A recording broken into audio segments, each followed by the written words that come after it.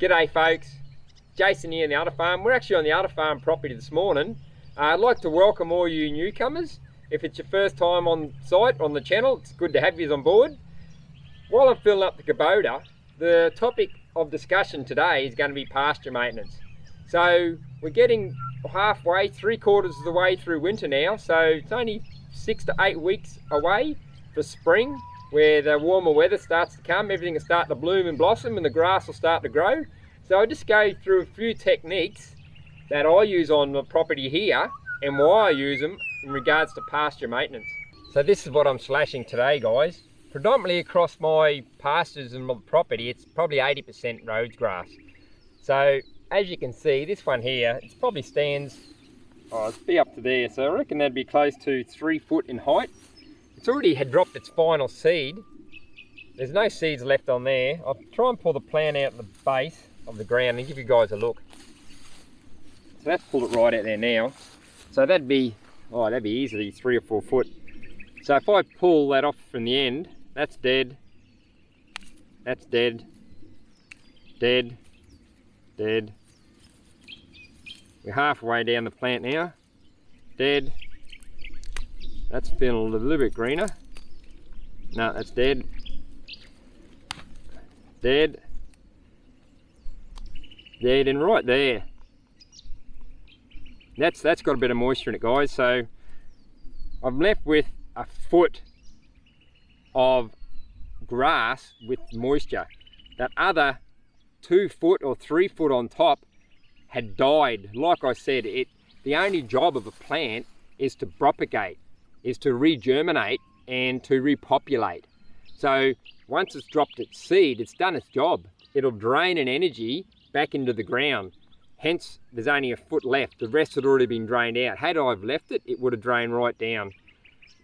So what I like to do is, to keep it in a vegetative state, you cut it before it comes to seed. But this property was run down before I bought it, and there's no organic matter on the ground. So what I'm trying to do here is let it come to seed, then slash it, because the seed's dropped. So you're getting the bonus of putting the seed on the ground. You're getting free seed, which will then thicken up your pastures.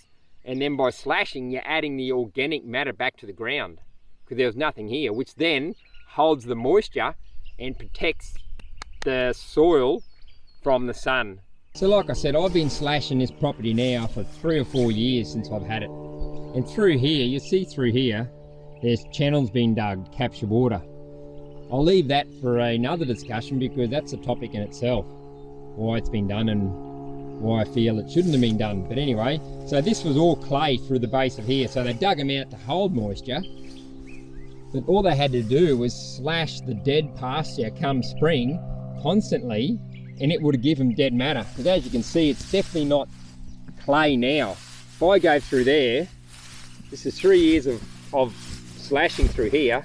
I'll go to the ground. Look at that. That's pasture clippings that have been slashed, adding that back to the soil for soil coverage. That's moist now. So that is decaying into the ground. No matter where I go along this channel, I can pull up dead clippings. That's going to hold your moisture in the ground longer than if it hadn't been slashed and just left as, you know, dead grass, and then the green grass comes amongst it, and it's still going to be sparse, because when the sun comes out and you get the summer rains, you haven't got the organic matter or the litter bank there to hold the moisture.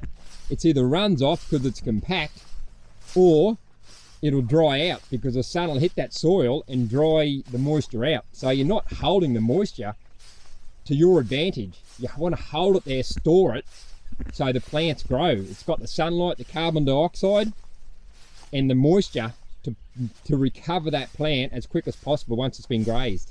And if you have a look through here, guys, the reason why I slash come 3/4 of the way through winter, it's died off. But if you have a look, we're starting to warm up here in Queensland. See that green growth starting to come through? There's green flushes already starting to come through. If you leave it too late, and say when spring started and the hotter weather's here, that's going to have already good growth on it, and you're going to be cutting off good green grass and laying it on the ground.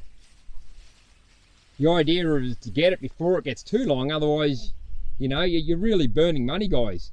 If you're going to cut it off late and put it on the ground, you're wasting your money. The cows can be eating that. That'll save you buying hay. So I've left it so they can come through and nibble on it now, but it's at the point where it needs slashing now because, like I said, it's only 4 or 5 weeks ago away, and that sun, hot weather's going to be here, and this is just going to explode. And this is why I love the wood slasher, guys. I can't say enough good things about it.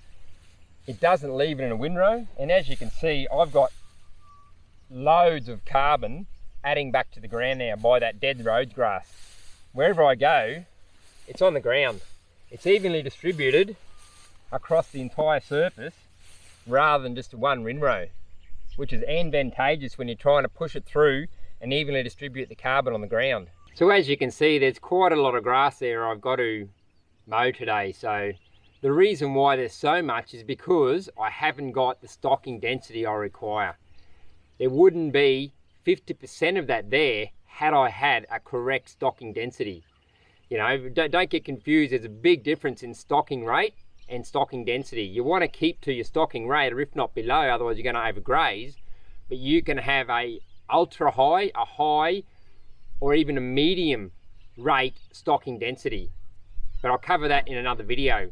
So, righto guys, I better head off and start slashing before Nick comes home. Otherwise she's going to think I've been sitting around all day talking to you guys. So have a great morning, a terrific afternoon, and an awesome evening, guys, wherever you're watching this from, and we'll catch you later.